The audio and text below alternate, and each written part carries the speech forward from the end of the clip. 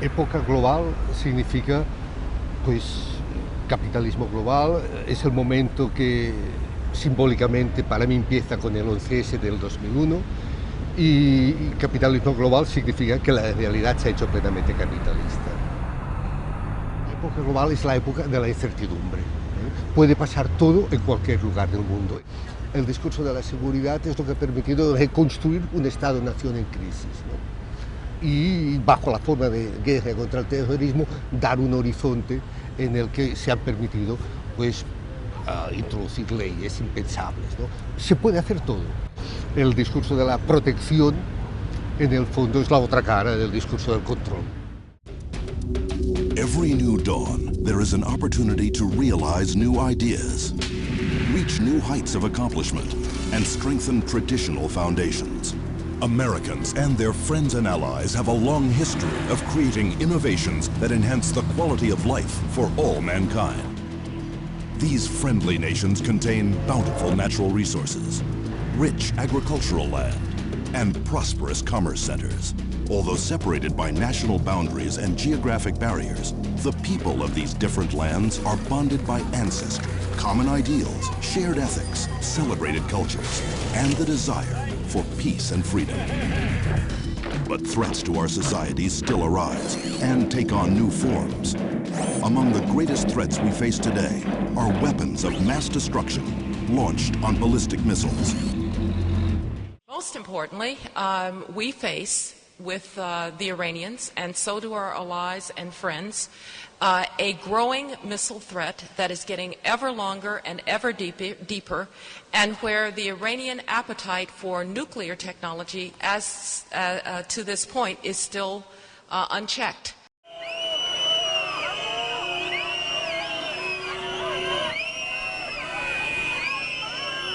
Welcome.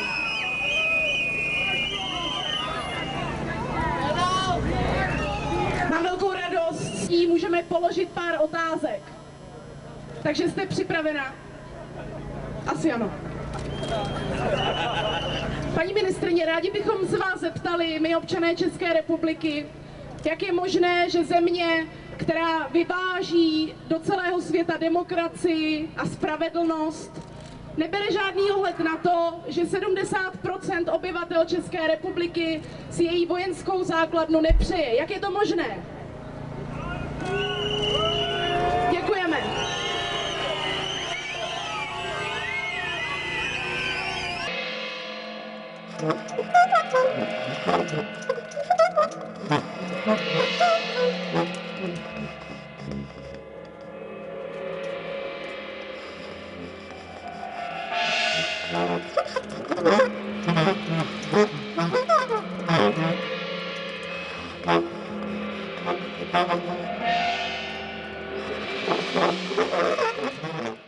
I think after the agreement was signed by the government, it did not get ratified by the parliament, and I think there was the period of kind of wait and see from the government side to see what would happen in the US elections and what the possible new administration would come out with when it comes to the program. And in a way, this situation is still what's there, because there's still a kind of wait and see attitude from the government, and also that means that there is much less debate in the media and much less going on around the issue of the so-called anti-missile shield. But when it comes to what Obama actually has said, and what's the situation with the new administration, there's not definitely not like some people maybe think or hope that they have put this project completely on the shelf to the side. They are still having an opening to continue, and they are continuing, I'm sure, with their research and with their the money going into this project. And Obama has said that yes, as long as the threat is there from Iran, that this project is absolutely necessary. But at the same time, nothing concrete is happening. So I think also for them, in a way, it's a wait-and-see situation, that they're discussing with Russia, possibly other ways of, that maybe a radar in Azerbaijan.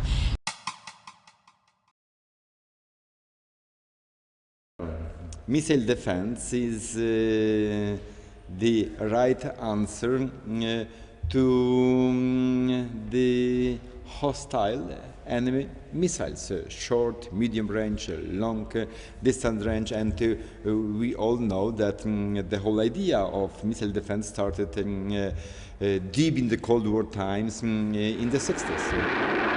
With rocket boosters blasting, the Northrop Snark heads out over the ocean. Once it reaches top speed, the awesome missile drops the rocket boosters, cruises along on its jet engine. When the boosters hit, duck.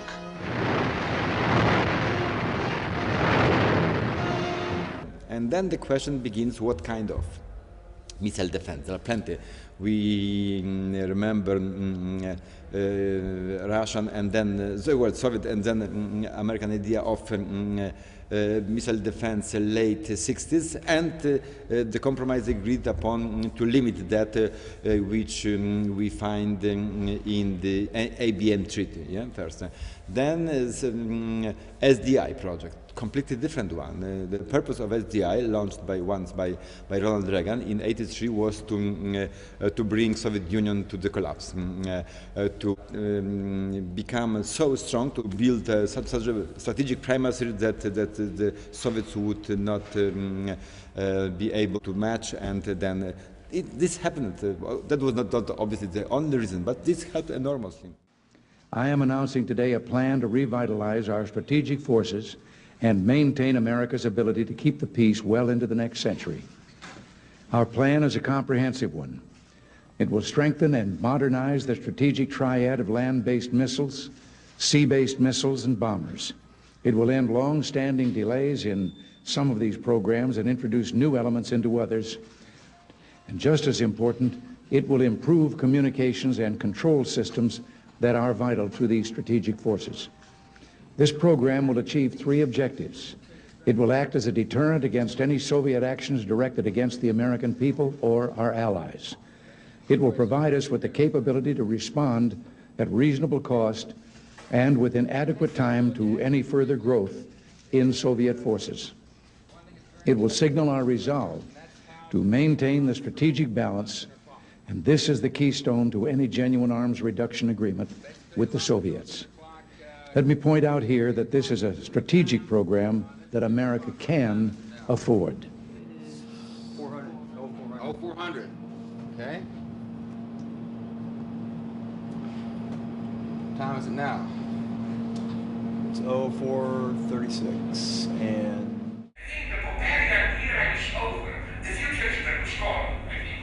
The future is this totally ridiculous power, which is in reality no less ruthless, a kind of a dream of depoliticized post-political capitalism, which will be at the same time still very permissive, but precisely where one shouldn't be permissive, in a wrong way. You know, you can have sex with dogs, with goats, whatever you want. That's your problem. But you know, this private permissivity will be part of a very regulated society almost on the edge of some kind of emergency state. So again, we should start to ask radical questions. Not radical questions in the sense of, oh, we need a radical kill-the-wall solution, but radical question in the sense of questioning the very fundamentals.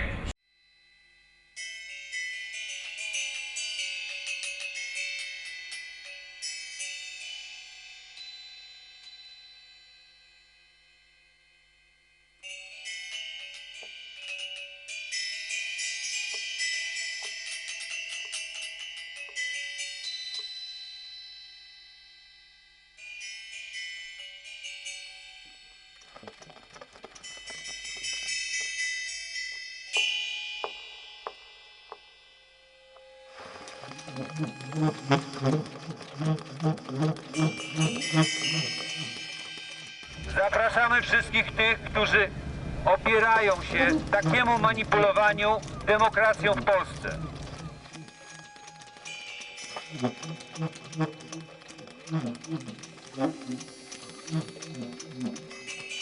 Referendum w sprawie tarczy można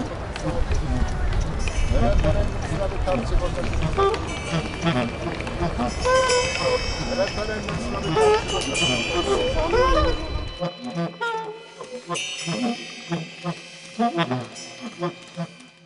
Also, the plan under Clinton had this component of strategic defense, which is against intercontinental ballistic missiles holding nukes using. But then they wanted to develop this in accordance somehow with ABM, the treaty that they signed with Soviets in '72. But finally, as we know, Bill Clinton decided not to continue. He decided to discontinue the whole thing and to let his successor to decide whether to go for or not. America and our allies face a deadly threat from ballistic missiles armed with the world's most dangerous weapons. And we will deploy the technologies necessary to protect our people. And obviously, as we know very well, Bush administration eagerly, with enthusiasm, because Clinton had been developing the things under the pressure of extreme right, Republican right in the Congress, which had at that time majority in the Congress, which wanted administration to go for. Why? Mainly because missile defense is a big business. But it can be seen from two sides, because on the one hand you can see it like a kind of danger that is like round the corner. You've got this base, but on the other hand, you can be persuaded that you have been chosen. It's your town. You know, there are so many places. It's your town, right? And you know, so many other towns could have benefited from it, but it's your town. I think this kind of, in the very beginning, was this kind of discourse very much present in the media as well. The Missile Defense Agency employs several test ranges, such as Hawaii's Pacific Missile Range facility, Reagan Test Site on the U.S. Army Kwajalein Atoll in the Marshall Islands, New Mexico's White Sands Missile Range, Vandenberg Air Force Base in California, in addition to Fort Greely and Kodiak, Alaska. Mobile test platforms such as the WASP, HALO, and MATS complement the range sensor suites by adding greater depth to data collection and analysis. Currently under flight and lab testing, the airborne laser is a rapidly deployable boost-phase defense capability that can engage all ranges of ballistic missiles. In a successful series of tests, the ABL demonstrated that it is capable of achieving the power levels necessary to destroy a ballistic missile. The shield represents a very great profit for a number of American corporations, which employ a great many workers who cast a great many votes. So there is a built-in interest in building the shield. The mere fact that it doesn't work, that it doesn't protect us, and we don't know against whom we need to be protected anyway, that doesn't matter. We're going to build it because it provides us with contracts. The first question, whenever there's a new weapon, the first question is, how do you protect yourself against it? And the image of the umbrella, we want to put up an umbrella so the evil Russian rockets cannot hit us. Of course, it always starts with fear. And so we create an artificial sense of security. If I depend on my control of others, then as long as there's anyone whom I do not control, I will feel threatened. A person who acts out of fear. Classic example of this was Stalin. Stalin was very badly paranoid. Germans have the term Abwehrpsychose, the defensive psychosis. Stalin felt threatened by anyone whom he did not control. And I'm afraid that the United States, since Reagan, has been going in that direction. The feeling that the only country that's safe is a country where America has a base, which America controls.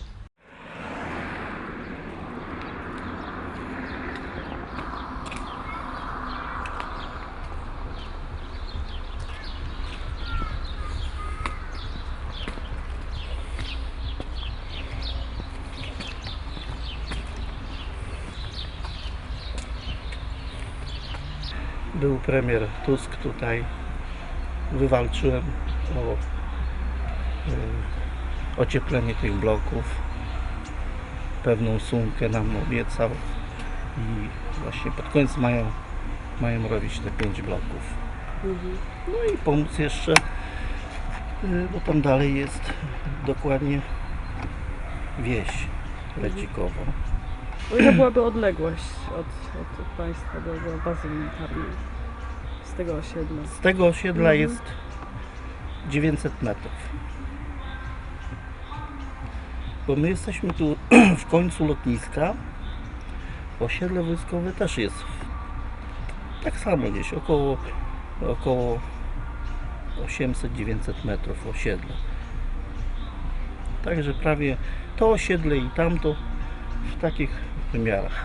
Odległości od tarczy będzie. Jak wiecie, tarcza będzie, nie? Także. Dobrze, to co Pani myśli o instalacji tarczy? Wie Pani, to od nas nie zależy. Ja myślę, że to już dawno zadecydowane i to na szczeblu wyższym. A no może by było dobrze, bo by nam ocieplili te bloki wtedy w związku z tym. Premier Tusk był u nas i obiecywał, że nam sfinansuje tę sprawę. Myśmy ten pierwszy blok już mieli podłączony pod malowanie, ale rusztowania już były, zdjęte zostały i teraz czekamy na tą drugą, wie Pani, wersję, na ocieplenie. No mieszka tu sołtys, to akurat było spotkanie z sołtysem. Premier obiecał, myślę, że się nie wycofa, o ile będzie, no tarcza ma tu powstać, wiemy gdzie, blisko. Będzie koło tamto, była jednostka, było lotnisko, był wielki szum, a teraz jest spokój, cichutko. Szkołę, że zostanie rozbudowana? Szkoła jest, piękna szkoła. Tu obok mamy piękną szkołę. No właśnie widzieliśmy, gimnazjum. Ona jest rozbudowana dzięki temu, że Nie, to wcześniej już było. Aquapark powstał później, nie? Powstaje w tej chwili jest z tego i ta obwodnica tu powstaje, nie? A właśnie ta obwodnica, ona zaczęła być zbudowana dość wcześnie teraz? No to już ponad rok budują tą obwodnicę. How are the United States and its global partners preparing to protect themselves against such deadly attacks? US missile acknowledged by the pilot down. Stand by. I have a valid missile there. Siren report. Secure out the missile. You're receiving it. Firm threat line. All systems are operational. We look good. Hungry. First target is destroyed.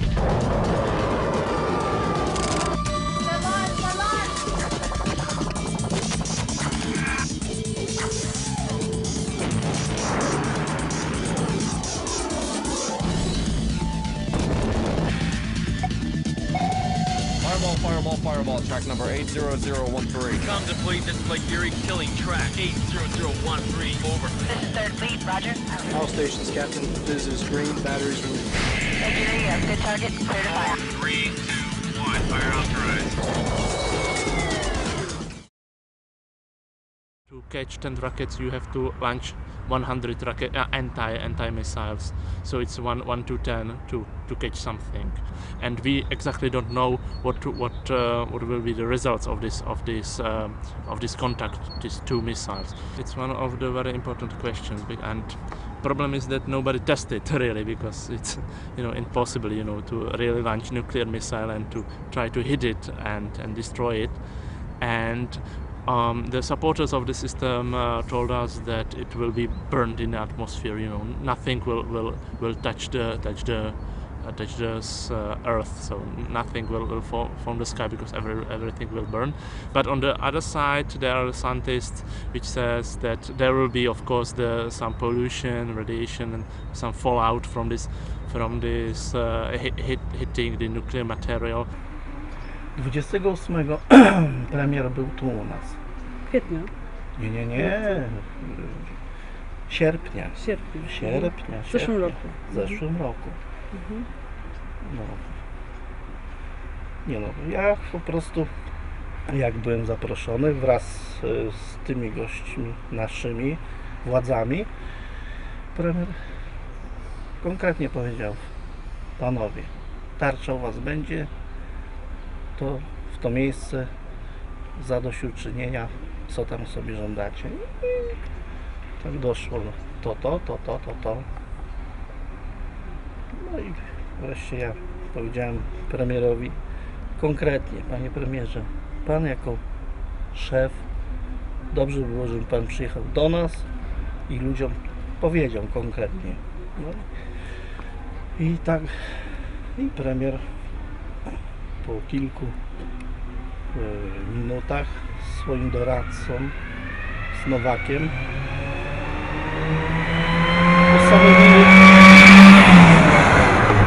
postanowili, że przyjadą 28 sierpnia do nas, do Rędzikowa.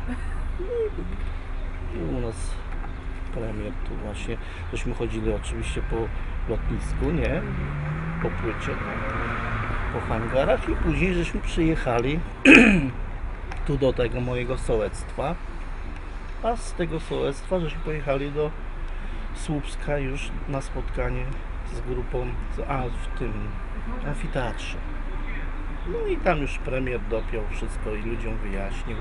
I cóż, uspokoiło się. Tak, po tej wizycie? Tak, po wizycie już premiera się uspokoiło. No bo już wiadomo, w czym rzecz. No i później był ambasador amerykański, też wyjaśnił, też dużo powiedział. No i teraz już... A jak była Państwa reakcja? Znaczy, było się uspokoiło, ale tutaj może Państwu się podaje, ponieważ świadomości, że nic się nie da zrobić, czy też argumenty za były przekonujące do Państwa? No to, co premier powiedział, że tarcza powstanie, to żeśmy zrozumieli, że po prostu nie ma szans żadnego przebicia, bo ja konkretnie zrozumiałem i sam powiedziałem, że rząd podjął decyzję sam, bez narodu, nie? A referendum, ja mówię, panie premierze, jeżeli pan mówi w ten sposób, to czyli żeście zrobili tak jak w Ameryce. Rząd podjął decyzję o tych silosach rakietowych, nie? Tak samo wy żeście podjęli decyzję za naród sami. No i już nie ma żadnej walki, bo wyjaśnione zostało. To jakby było referendum, to tak jak mówię, że na pewno by nie przeszło referendum w Polsce na ustawienie tych silosów rakietowych. A jaka była reakcja mieszkańców i mieszkańców okolicznych? Jedni mówią tak, drudzy nie, ale mówią mi mądrze, że nam to akurat służyć nie będzie niczemu. Ale były jakieś protesty tutaj? Czy... Myśmy przynajmniej nie widziały. Nie było patrz, nie mogę nałożyć żadnej przyzwoitej kukurydzy. A czy udzielono informacji odnośnie tarczy? Dlaczego ona jest tu instalowana? W jakim celu? Właśnie jak to będzie wiem. wyglądać? Tak czy sobie władze... patrzyli, bo po prostu teren był pusty po lotnisku widocznie i dlatego. Ale lotnisko jest jakby jak się jedzie do Redzikowa. Do Redzikowa trzeba wjechać. Te bloki jak są. I tu zaraz tam jest brama, tam krótka uliczka, ile tam jest? Nie wiem, czy od wjazdu jest 100 metrów i już jest brama, tam wejść nie można. No to gdzieś musi być tu W zasadzie to jest lotnisko. koło bloków zaraz. No zaraz, no przecież. Kończą się tylko ta uliczka, no ile ona może mieć? 100 metrów? Ona jest gdzieś jak od tego mostu, tutaj do końca stawu. Taka odległość, no to nie jest duża odległość, to można tego. A dla kogo to jest? And well, giving examples of Iran and Russia it's very easy because obviously we've got like bad experience with with Russians. So many people still perceive them as a kind of enemy. I don't really believe that, personally. And the second thing is like Iran. So the country can use easily just giving arguments for employment and installment of the anti-missile shield here, because you got what's going on in the Middle East, you know what's going on in like Iran and with all these terrorists, etc. Well, Iran is not given as a typical example, but still, so this region is pretty much dangerous. So it's just you take the most aggressive countries, how they are presented by the media, and use it very much easily for saying why we want to have it here. It's just manipulation, actually. That's all about it.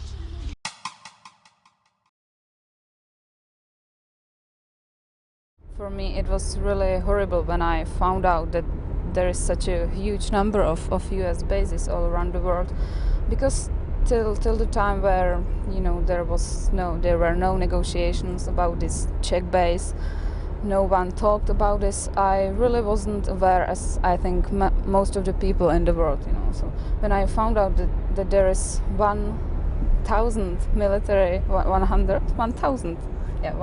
military bases all around the world, it seems horrible, because it's not something natural. I think that the biggest problem is that many people who know about this think that it is natural, because US is this only superpower in the world, and it is natural to have the US bases all around the world and its soldiers, so as they could react, and they have combat troops everywhere, and within 12 hours they can be in Afghanistan. And the United States has a lot of military bases in Germany. They have in Great Britain. They have in Spain.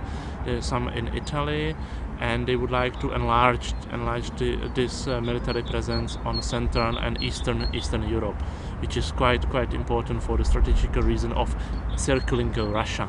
And it's not about just having particularly this system, but anything. Just have the military presence here. This is the MCS. That report is valid.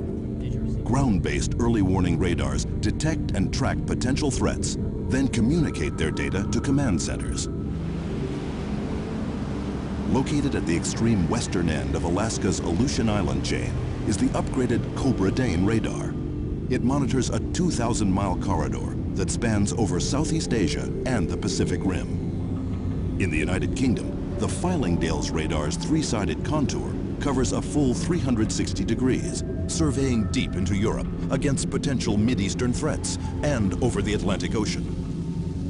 California's Beale Air Force Base is the site for one of the PAVE-PAWS early warning radars. Its software and hardware have been significantly upgraded to provide superior threat recognition and tracking capabilities. It's about provoking a certain war. It's about having a very clear deregulative politics in the background, but also I would like to just make a quotation that practically they are, where they are installed all over the world, they are also there to get this data concerning demography, maps, routes of migration, sites of hunger, and practically it's a certain doctrine to prevent the war, but on the other part we see that is actually this prevention is also to take the advantage of this data and actually to provoke the war. Why? Because capitalism works constantly with deregulation.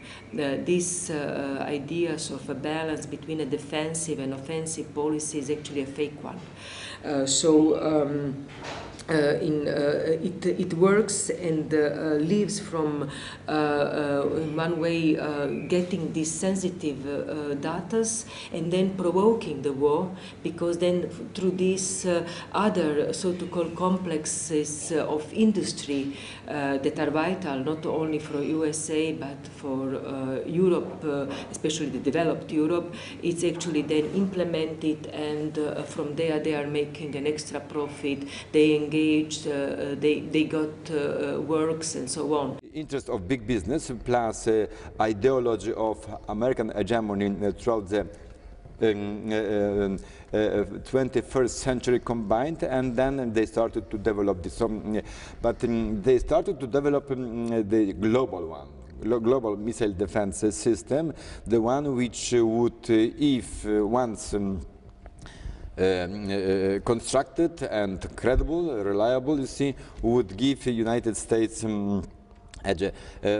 strategic hegemony, strategic, not even primacy, but hegemony for decades to come.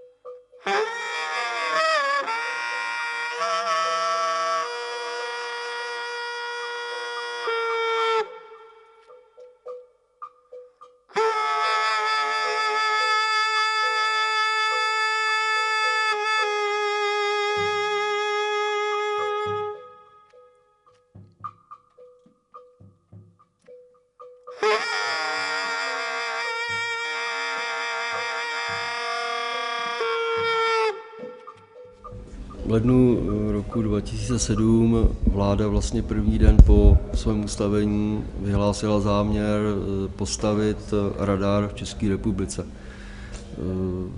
My z toho byli trochu v šoku, protože vlastně jsme tady 15 let žili v domnění, že u nás nebudou žádný cizí základny, tak jak po tom roce 90 v podstatě vlády slibovaly. Byl to velký obrat, byli jsme z toho jako překvapení a předpokládali jsme, že parlament a senát, že se k tomu vysloví, že tuhletu vizi zarazí. Druhý šok pro nás byl asi, pro nás obyvatele tady přímo z Brd, byl asi 14 dní po, když vláda vyhlásila záměr, že ten radar bude přímo v vojenském prostoru Brdy, což je region, který je velmi vzácný po stránce jako přírody, zvířat i flory, ale hlavně to byl pro nás šok v tom, že vlastně kolem, je to asi 50 km od Prahy, 40 km od Plzně, což je hlavní město a krajské město, kde žijou 100 000 obyvatel, a to nemluvím o tom regionu přímo kolem těch Brd, kde žijou 10 000 obyvatel. Příklad je je město Příbram, které je okresní město, kde v současné době je asi 35 000 obyvatel přímo ve městě. That's not the world as we would like it after the Cold War in the Czech Republic or this time Czechoslovakia.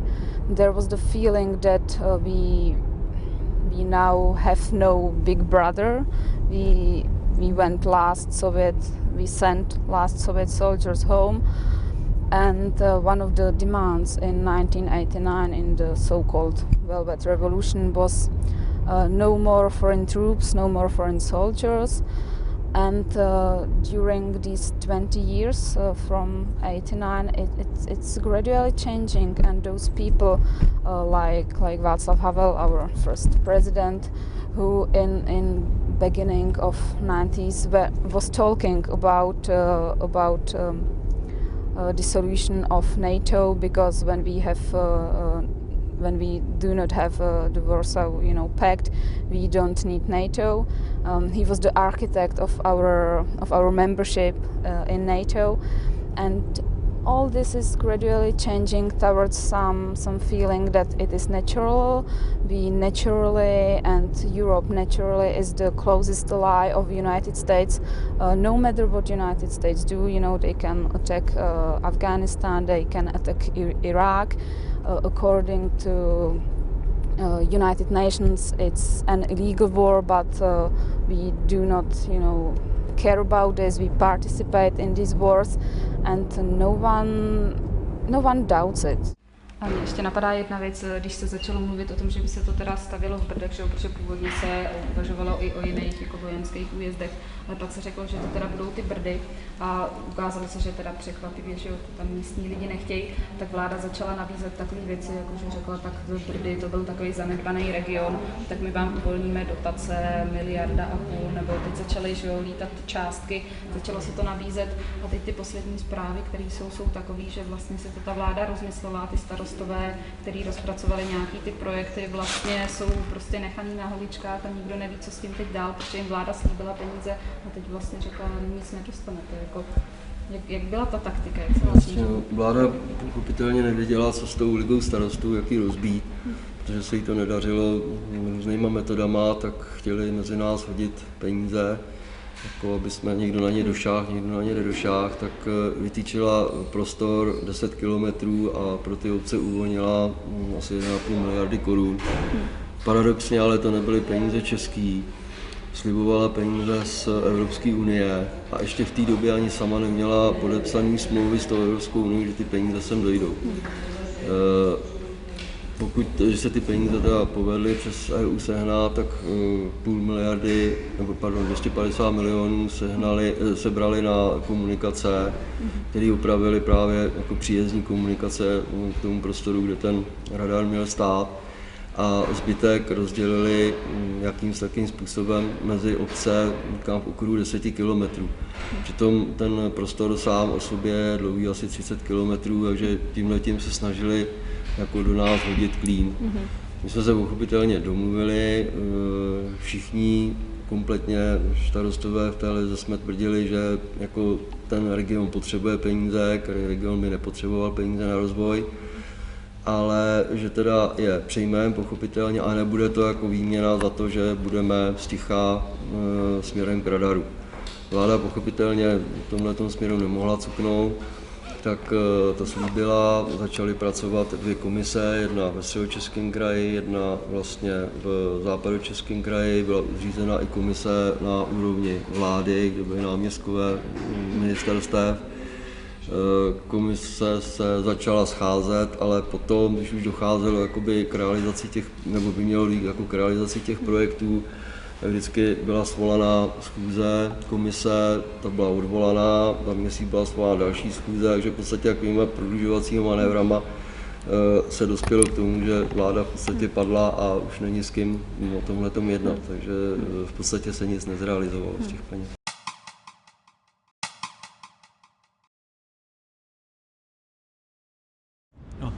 Propaganda samozřejmě za velké peníze vedena je, ale je naprosto neúčinná.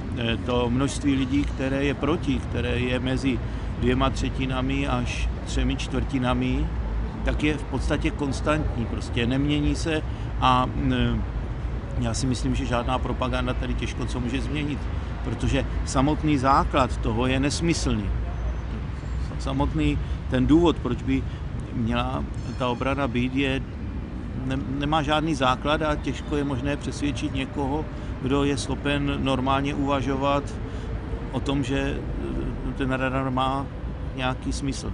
Že provázanost vládních struktur, ale i pochopitelně Pražského hradu, prezidentských struktur na mass media je naprosto zásadní, že skutečně ta většina mass médií kopíruje pozice vlády a kopíruje pozice prezidentské kanceláře. Tudíž za téhleté situace aby se ten čtenář mohl, ten divák mohl dozvědět něco jiného, než že s Američany, Spojenými státy americkými na věčné časy a někde jinak, že oni jsou pro nás těmi světlými zítřky, že oni to s námi myslí skvěle a úžasně, že usilují jen pro nás o tu svobodu a demokracii a tak dále, aby ten čtenář pochopil, že všechno je jinak, než jak se dozvídá dnes a denně z mass médií, tak bez zásadní společenské změny si myslím, je to naprosto nereálné. My opinion is strongly influenced by the fact that we have no information or no information which we could trust about. There were at least 3 different explanations what does the radar mean, or in other words, against whom we have to be protected. One version was it is built to protect the United States. By the way, the fact that the radar is had to be brought from Pacific. It means that it was really to protect America, not protect us. This is the first version. The other version was it has to protect us, Czech Republic. If somebody would send missiles to Czech Republic, it would protect us. I wonder who would send missiles to Czech Republic. Why? Maybe because of destroying this radar. In this case, it will be good reason, a rather legitimate reason to do it. And the third point was to protect Europe, which was the most nebulous explanation. But I have no information which I could trust against what I have to be protected, or if at all it is going to protect me. Součástí přesně téhleté jednostranné propagandy pochopitelně je i tvrzení, že americký radar tu má být proto, aby nás ochránil před údajným nebezpečím íránského jaderného programu, před bombami ze Severní Koreje a tak dále, z takzvaných států, takzvané osy zla. But I'm a strategic analyst. I cannot believe in the bullshit like that. So it's not. So then, if not against Iran, seriously speaking, then against whom? Against whom? Good questions. And they do not give us the answer against whom. I think what's interesting about the Polish media is that it doesn't really say very much about these kind of foreign policy issues. I think the one time it did talk a lot about it was during the Georgian War, and it's no accident that the deal with America on the missile shield was signed in that period, because at that point was the only time that we experienced where it was more than 50% of people in favour of the missile shield. Before it was just a bit more against. So it was always more than 50% against the missile shield. Now they seem not to want to do any more opinion polls. I haven't seen anything recently. Maybe there has been something. If Russia, so tell us, because if Russia, that would mean that we are in structural collision, contradiction with Russia, and they will pay in kind, obviously, because they may bring the short distance missiles to the Kaliningrad area, just in case you initiate something against Russia to destroy, the base in Poland. But that's risky for us, obviously, because if they hit your base, fine, but if they hit, the city which is next to the base, then we are in trouble, obviously. No? Better to avoid it. Myślę, że społeczeństwo polskie otrzymuje wystarczająco dużo informacji na ten temat? Myślę, że nie. Znaczy nie, to nie jest tak, że nie ma dostępu do tych informacji, bo zapewne jest, z tym, że nie jest sprawa prezentowana w taki sposób, żeby można było sobie wyrobić jakieś takie umiarkowane, to może złe słowo, ale uargumentowane zdanie, to znaczy, żeby poznać argumenty przeciwników i zwolenników i umieć sobie się opowiedzieć wtedy. Raczej słyszy się hasłami bardzo przekazywane komunikaty, to znaczy tak, budujmy tarczę, bo musimy walczyć z terroryzmem, albo nie budujmy tarczy, bo jesteśmy pacyfistami i się pokazuje albo polityków, albo demonstracje. I raczej się nie tłumaczy. Już w ogóle raczej najgorsze było to, że społeczność lokalna w miejscu, gdzie ma być tarcza budowana, jej głos prawie w ogóle nie został wzięty pod uwagę. To znaczy tam ludzie raz mówią, że, tak przynajmniej ja słyszałem, że nie za bardzo wiedzą, o co chodzi. 2, niespecjalnie byli przekonani do samej idei. 3, nikt ich chyba niespecjalnie chciał przekonać czymś innym niż tylko to, że no tak, będziemy mieli z tego pieniądze.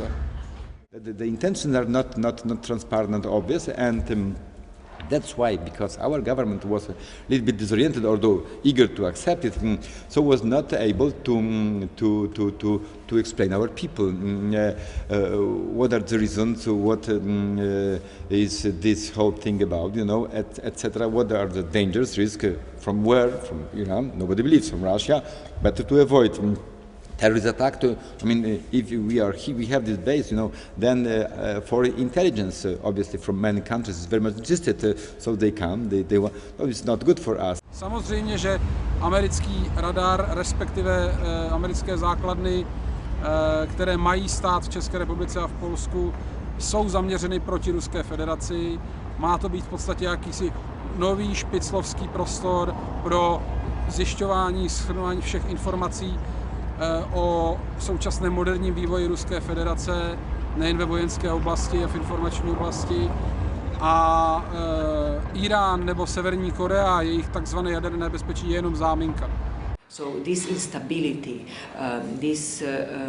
getting a profit and making profit is something that is going on every layer. That means that mass media are functioning hand in hand with the needs of the system. So as I tried to explain that capitalism function with these deregulative processes, this information is one of the major points. Our American partners, our American allies, they were asking our government not to tell our people what this question is about. You see, they were trying to. It was quite a funny thing, and our government was accepting. Previous, because not this one, because this one is transparent one. What is strange about the first agreement is it's the agreement about building some specific military base, and there are no parameters of this radar. There is not solved how big the area which they will use will be, and what is really a problem for me is that there is written they can gradually develop all the installations there will be. So for me it means that it's just a bianco check signed for US military.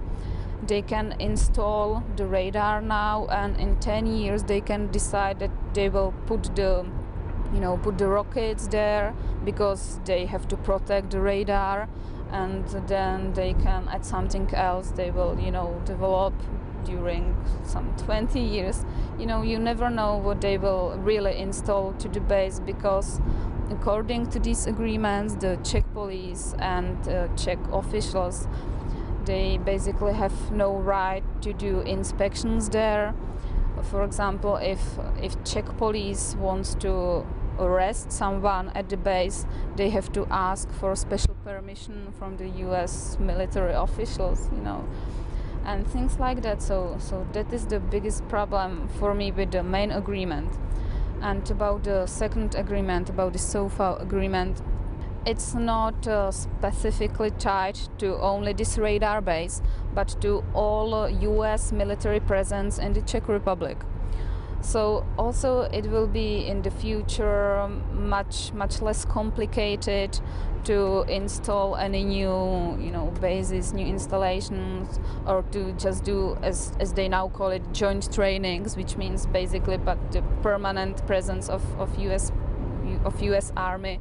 As a part of these two treaties, there were a third treaty being signed, and it is cooperation between the Czech Academy of the Science and some American military companies. So what's the problem is that we are now in the situation of the militarization of the science. So part of the Czech Academy of the Science will be participating on the military researches for new technology.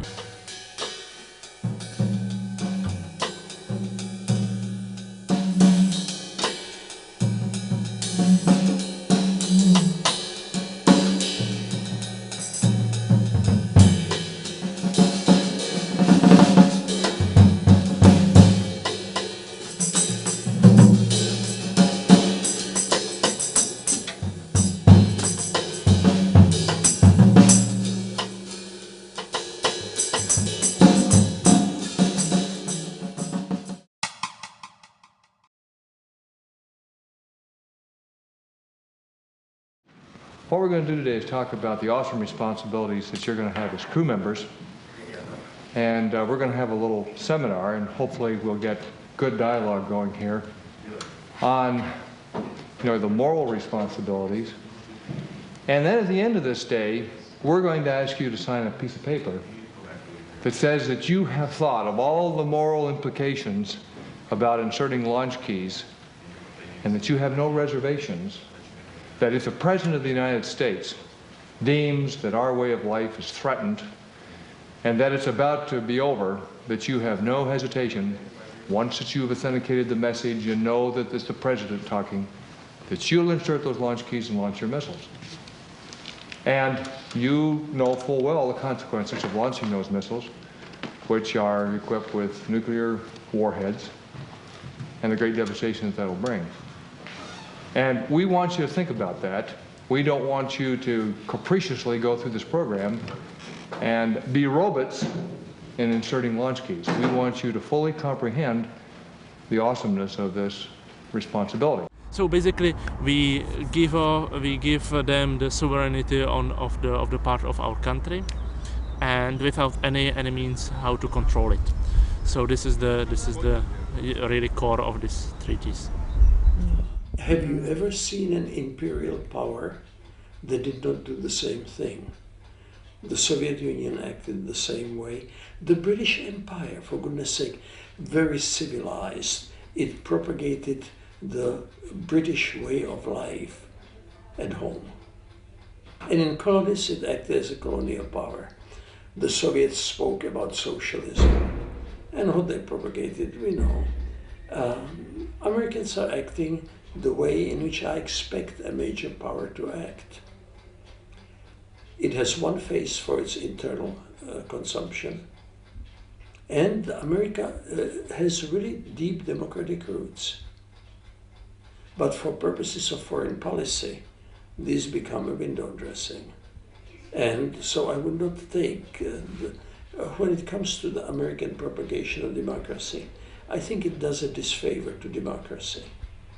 It seems to me democracy has to be considered on its own merits and not as a tool of British, Soviet, American propaganda. And America genuinely is a democratic country. Creo que el concepto de democracia está como tantos, ya absolutamente marcado por el capitalismo, ¿no? Y que se ha convertido en esto, ¿no? en el mecanismo que hace posible. Pero un mecanismo no solo ideológico, no es un discurso ideológico en el sentido de como antes en Marx, una superestructura. No, la democracia es el mecanismo, la base material que permite esto, ¿no? Porque se construye mediante prácticas, ¿no? La democracia es un conjunto de prácticas, ¿no? Un conjunto de prácticas que articulan una esfera que antes era una esfera política, en el sentido de separada, pero que ahora está inserta plenamente, ¿no? Es decir, la democracia es el mecanismo del capitalismo global, ¿no? We have at least tens of thousands of signatures, but I don't know exactly how many, because there are also people from different organizations collecting.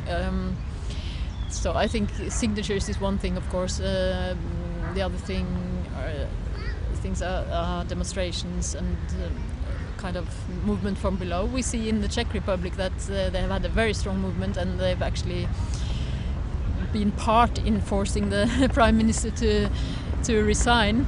So it's I think that's a very good kind of ideal to have what's been happening in the Czech Republic, and I think if this whole case erupts again, then I think it's possible to mobilize people in the streets and also locally in the area where they actually want to place the bases to protest and to try to block the whole project.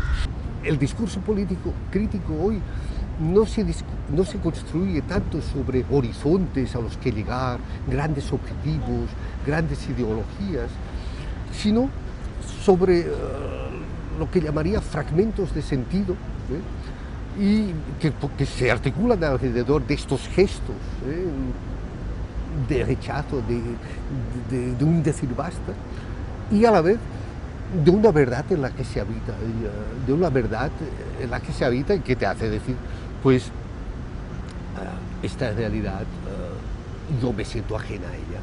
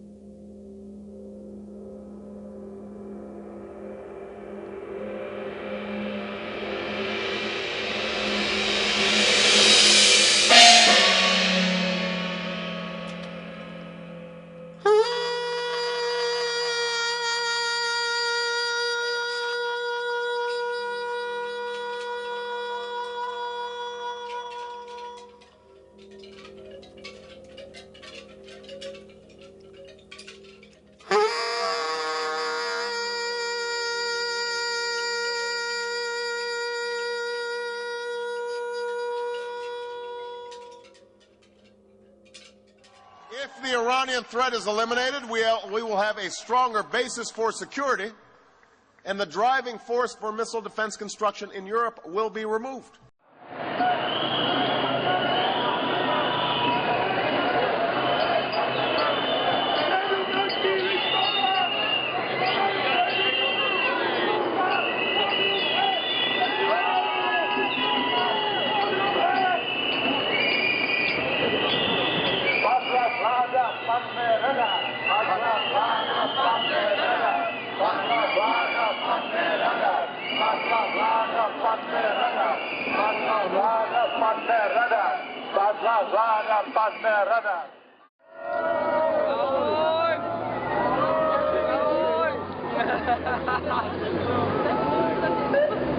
Ale tak už odjeli!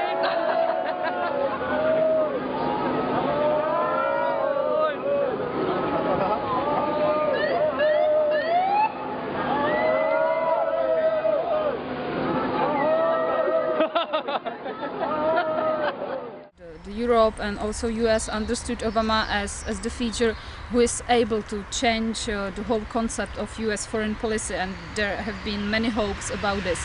As I understand the US foreign policy, it's not only about Obama and about the new administration. There are other lobbyist groups, you know, this famous military-industrial complex, many generals in Pentagon. So there are different groups fighting, and I believe we now have no chance to really understand the problem. But for us, the question stays still the same. It doesn't matter if it's a radar under Obama administration or radar under Bush administration. It's still a foreign military presence in Czech Republic, and for us it's clear we just do not want it. Of course, we don't know what would be with the whole project of missile defense. Not that the project of missile defense will be just destroyed. I don't believe it. It's too much money invested and too high strategical interest for United States are here. You know, too much worth of the strategical interest are. But of course it can change somehow. You never know if the bases will be built here or maybe somewhere else. And maybe what was said by one of the Obama advisors, that maybe more infrastructure will be built on the sea, the Aegis program that is much more effective than this interceptor missile. So in fact we don't know. And of course we have additionally the whole crisis in a US economy that also can narrow some possibilities to build all this, and or at least to make this whole project progressing slower. But I think we have also be a bit worried not to believe that everything is all over, because what Obama said really is in this Prague speech, it said a lot about Iran, that if the Iranian danger is still here. So, you know, it's this kind of the same logic. The logic is not really different. The logic of there are some, you know, rough states we have to prevent, and if they behave properly, we won't do anything. But if they won't behave properly, then we have to build this. So everything is still possible.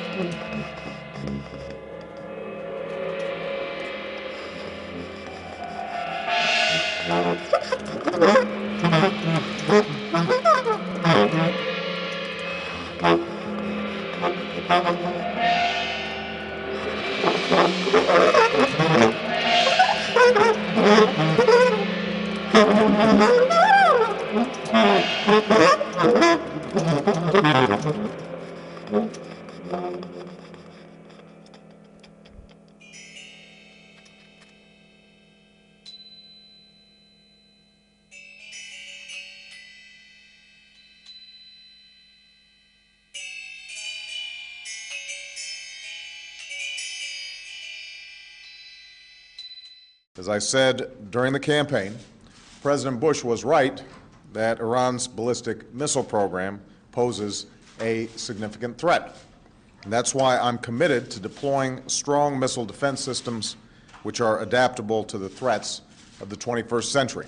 This allows us to deploy a distributed sensor network rather than a single fixed site like the kind slated for the Czech Republic, enabling greater survivability and adaptability. Our new approach will therefore deploy technologies that are proven and cost-effective and that counter the current threat, and do so sooner than the previous program. The American plans on missile defense will involve NATO as such to a higher degree in the future concerning the establishment of missile defense. We will continue to work cooperatively with our close friends and allies, the Czech Republic and Poland, who had agreed to host elements of the previous program. I've spoken to the Prime Ministers of both the Czech Republic and Poland about this decision and reaffirmed our deep and close ties. Together, we are committed to a broad range of cooperative efforts to strengthen our collective defense, and we are bound by the solemn commitment of NATO's Article 5 that an attack on one is an attack on all. Nothing can stand in the way of the power of millions of voices calling for change. We want change. We want change. We want change. We have been told we cannot do this by a chorus of cynics. They will only grow louder and more distant. We've been asked pause for a reality check. We've been warned against offering the people of this nation false hope. But in the unlikely story that is America, there's never been anything false about hope. So the effect of this is some kind of a post-ideological emptied space, a space that actually it's just a space where all about is to have free market, to produce a profit, and also with the law and many other measures actually to stop any resistance. All what is given by the capitalist system for legal resistance is already something that is pacified and is already made in such a way that will not work anyway. So I think it's necessary to think about other formats of resistance that I think is difficult, because capitalism functions from the regulation. It actually is changing more and more from a certain biopolitics to a necropolitics. What I want to say, we had a feeling that everything is about life, to have a better life, to have security, but actually maybe it's time to start to think that it's not actually about a good life. It's only a good life for capital.